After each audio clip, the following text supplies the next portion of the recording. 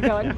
Hey y'all, this is Dr. James Rodgers and I am the congressional candidate here in South Dallas, U.S. District 30. I'm here with Paul McNeal, the crypto curator. He's amazing, and we're going to explain what Bitcoin is, how it can help you, and how it's going to help all the residents in South Dallas through financial freedom. It's amazing. So Paul, Bitcoin is not traditional money. Traditional money was, was coins and specie, things that actually have value. Then after China runs out of copper, we start giving out banknotes and IOUs. People thought that was lighter to handle, and then we got away from those banknotes even being valued in anything, gold, silver, hopes and dreams, nothing. Right. There's nothing backing up our money except the word of the government. And then more recently, people have decided the government's not keeping their word. They're spending a little too much, they're printing a little much, and when they print too much, that means what I have is worth less. Bitcoin solves this. How does Bitcoin solve this? Bitcoin solves it because what a lot of people don't understand is that there's only 21 million of them. You know, it was Michael Saylor who said that what Bitcoin is true digital scarcity. And I think once that message gets across to people, it's great. In addition, Robert Breedlove said there's an equation. I always try and tell people this because it's so good. 21 million fixed supply that'll never ever change. Wait, I can't just print more Bitcoin? No, and it would take, it's like Congress, right? You have Bitcoin developers, Bitcoin nodes, Bitcoin miners. All of those people have to agree to change that number. Never gonna happen. So 21 million fixed supply. Then you get massive demand, and we know right now there's 8 billion people on the planet. 8 billion. And the hash rate always stays the same no matter how many or how little people are in the mining process. You can't just get more of it just because some gatekeeper decides they need more of it to pay for their special programs and such. Exactly. It fluctuates, and then if you have the equation 21 million fixed supply plus massive demand, number goes up. Yeah. And this is what most people don't understand about Bitcoin versus regular dollars that you have, which, as he just said, not backed by anything, is that it's backed by miners, hash rate, is backed by electricity. All of this makes that number go up. And so if you have money like that, it's great. Yeah, so on an individual level, I have Bitcoin. I have a set supply of what my value is worth. It's like specie, which if you don't know what specie just means money that has value. So a gold coin, a diamond. Bitcoin is valuable because it is Bitcoin. No one has to back it. So if no one can manipulate it, I don't have to pay for others' mistakes. I am allowed to invest in that. I have more freedom for that. And let's talk about this. We can be honest. When there are gatekeepers can pick and choose favorites. And historically, they have done that. They picked it based on race, on gender, on whether you own land.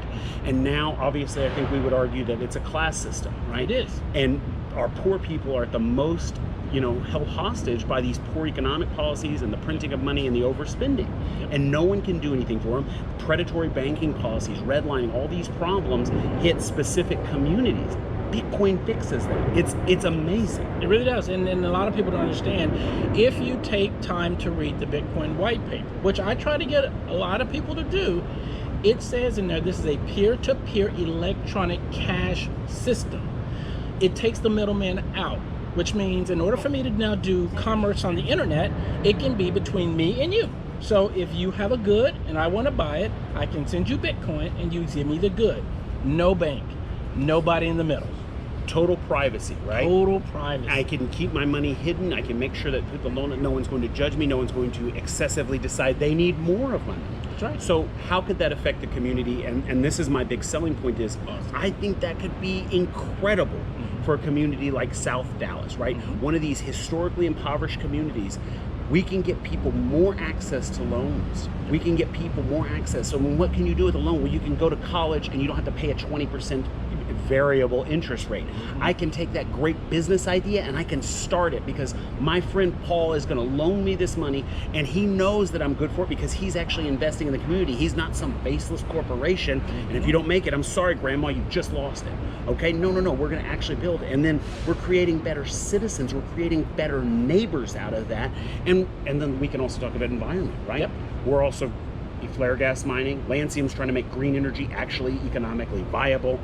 What are some other, the battery. Yeah, the electricity. The battery. And not only battery, I just heard this thing that they were now using landfills to take the methane off of landfills to mine Bitcoin. And how great is that? That's amazing. There's all these opportunities for growth, and then creating jobs. And we talked about this is when you have the miners come in, it's the auxiliary jobs, right? It's the welders, it's the carpenters, it's all these jobs that somebody from an historically impoverished community, I can go right out of high school and make $150,000, $100,000 a year. That is life-changing money, as opposed to going to college, accumulating a bunch of debt, and maybe you'll have a job, maybe you'll just be as passionate as you were about this same issue at 17.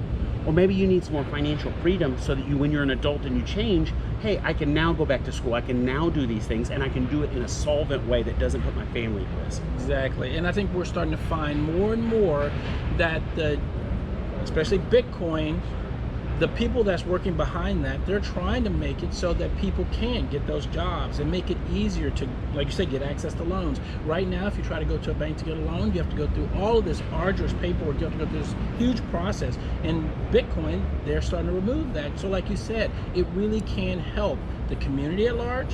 It can help us individually. And Bitcoin truly is freedom. Why? Because it removes all the barriers away from everything. It really is simple. It's a lot simpler than people think. And this is my last point, and I don't know if I should even be making it because I'm running as a Republican. It should be bipartisan, right? It is. Economic freedom is something that each side hammers an economic responsibility when they're not in power, right? And right now I would, probably argue that this administration's been even more egregious than the past ones, but it's been a pervasive problem for a while, the deficit spending and the overprinting. We don't have to worry about that, right? This should be both sides. Hey, this is how we fix poverty. It's not through government social programs, and it's not through just empty promises. It's through real investment in the community. Correct. And that's the thing that people need to understand. Bitcoin doesn't give respect to person, right? It's like Bitcoin is Bitcoin, and anyone can have access to it. A lot of people think, I need a lot of money to... No, you don't need a lot of money. What you need is the ability to have access to it, and as long as you have access to the internet or a mobile device, you have access to Bitcoin, you can do it. Everybody can. So it's not for the right, it's not for the left, it's not black or white, male or female, or anything else. No. It's for people from Dallas. Exactly. It's for people from America. It's for people who want to see humanity better. Yes. And I don't mean that in hyperbolic terms. I mean that literally. Paul, thank you for doing this. Appreciate that. Ladies and gentlemen, James Rodgers, Paul McNeal, the Crypto Curator, District 30. We will take this and we will change South Dallas for the better. Thank you so much.